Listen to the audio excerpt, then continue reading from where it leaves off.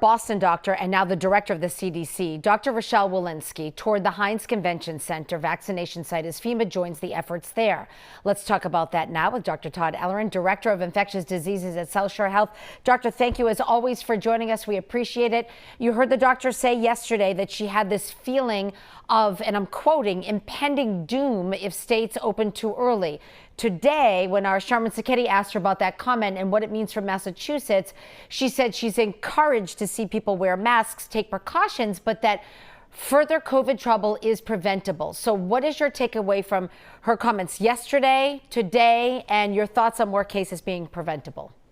Maria, remember, Dr. Walensky just a few months ago was on the front line seeing critically ill COVID patients at Mass General. Yes. Now she's the lead epidemiologist in the United States. You can imagine, since we have the most number of cases and deaths of any country in the world, we still have over 60,000 cases a day and nearly 1,000 deaths a day. You can imagine that she's thinking we need to, keep the full court press on, mask, distance, and get vaccinated as quickly as possible. Well, and let's talk about that point, Dr. Ellerin. There's data showing that the first dose of the Pfizer or the Moderna vaccine might be 80% effective. So that begs the question, why do you need the second dose? And is it safe after just one shot? What do we know about that?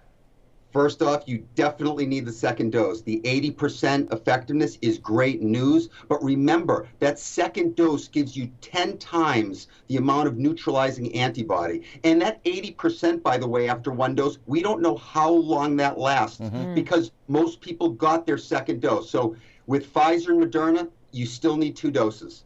Considering all of that, everything that you just said and what Dr. Walensky said about preventable cases, we learned that the governor of Arkansas is letting the state's mask mandate expire this week there.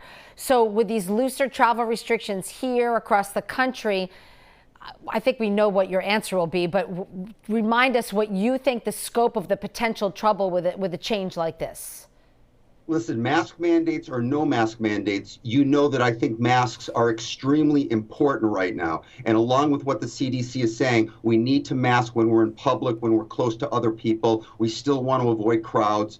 The vaccination is wonderful and it's going to change our lives. But right now, most people in the United States have not been vaccinated. Remember something. Right now is the time between the dog and the wolf. What that means is picture dusk after the sun sets. You look out into the distance. You think you see a dog, but it may be a wolf. What I mean is this is an extremely unpredictable time. Yeah. I want to ask you before we go, I want to ask you about the AstraZeneca vaccine. It's not authorized here in the United States yet, so it's not available here.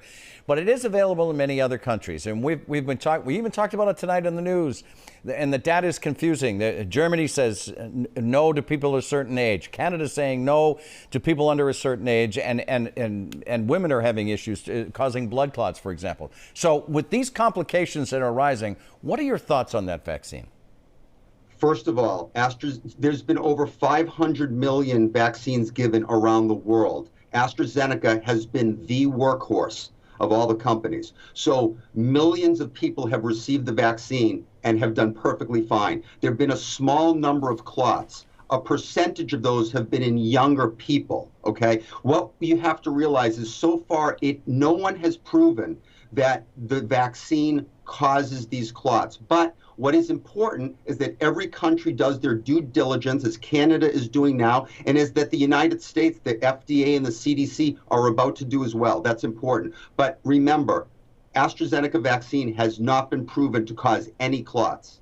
Dr. Ellerin, it's great to see you. Thank you, doctor. We appreciate your time and your expertise as always. Stay well.